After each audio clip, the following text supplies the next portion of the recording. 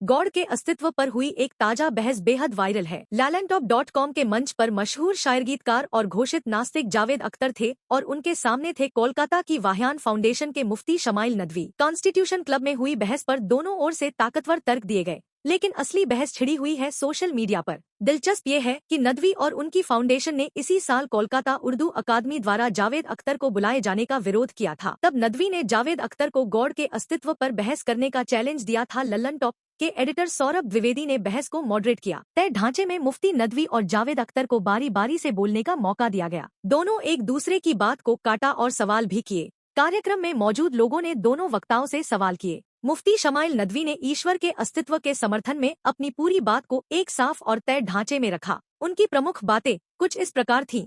मुफ्ती नदवी ने शुरुआत इसी बिंदु से की कि ईश्वर के सवाल को विज्ञान के तराजू पर नहीं तौला जा सकता। उनके मुताबिक विज्ञान का दायरा केवल उस दुनिया तक है जिसे हम देख सकते हैं, नाप सकते हैं और प्रयोगों से साबित कर सकते हैं, जबकि ईश्वर एक नॉन फिजिकल और सुपरनेचुरल रियलिटी है। इसलिए ईश्वर को साबित करने या नकारने के लिए साइंस को स्टैंडर्ड बनाना ही गलत है। उन्होंने यह भी कहा कि यह बात वह नहीं, बल्कि खुद विज्ञान के बड़े संस्थान मानते हैं। इसके बाद उन्होंने साफ किया कि वे इस बहस में किसी धार्मिक किताब या वही का सहारा नहीं लेंगे। वजह यह थी कि सामने वाला पक्ष रेवलेशन को ज्ञान का स्रोत नहीं मानता। ऐसे में धार्मिक ग्रंथों से दलील देना बहस को एक तरफा बना देता।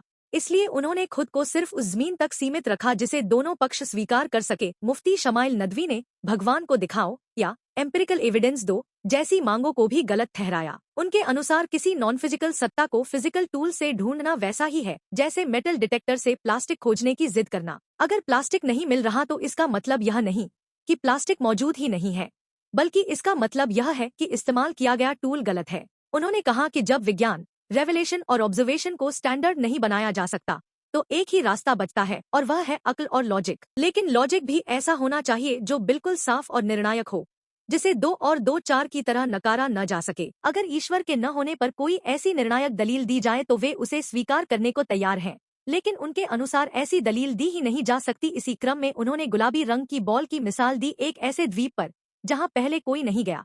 अगर अचानक एक गुलाबी बॉल पड़ी मिले तो सबसे पहला सवाल यही होगा कि यह यहाँ कैसे आई, किसने बनाई, इसी रंग और इसी आकार की क्यों है। इसका कारण यह है कि उस बॉल का होना जरूरी नहीं था। फिर उन्होंने कहा कि अगर उसी बॉल को धीरे धीरे फैलाकर यूनिवर्स के आकार का कर दिया जाए तो क्या सवाल बदल जाएगा? नहीं, सवाल वही रहेगा कि यह यूनिवर्स कहाँ से आया और किसने बनाया। उन्होंने एथिस्टिक सोच पर यह आरोप लगाया कि वह यूनिवर्स के मामले में खुद ब खुद बन गया जैसी बात स्वीकार कर लेती है, जबकि छोटी चीजों के मामले में ऐसा नहीं करती।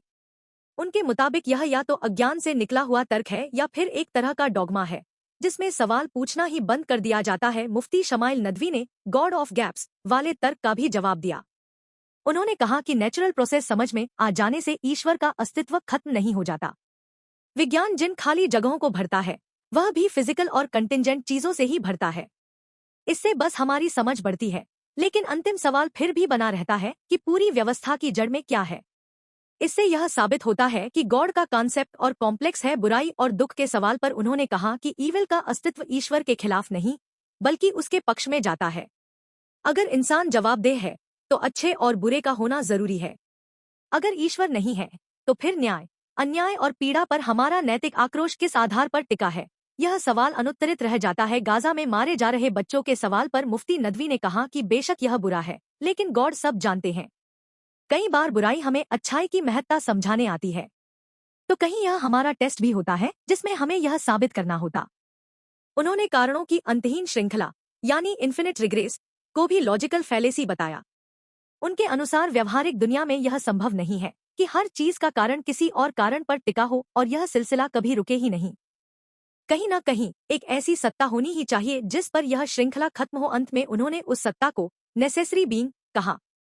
उनके मुताबिक वही ईश्वर है जो किसी पर निर्भर नहीं, जो समय और स्थान से परे है, जो शाश्वत है, शक्तिशाली है और बुद्धिमान है, क्योंकि इतना सटीक और नियमबद्ध यूनिवर्स किसी चेतन और सक्षम कारण के बिना संभव नहीं हो सकता।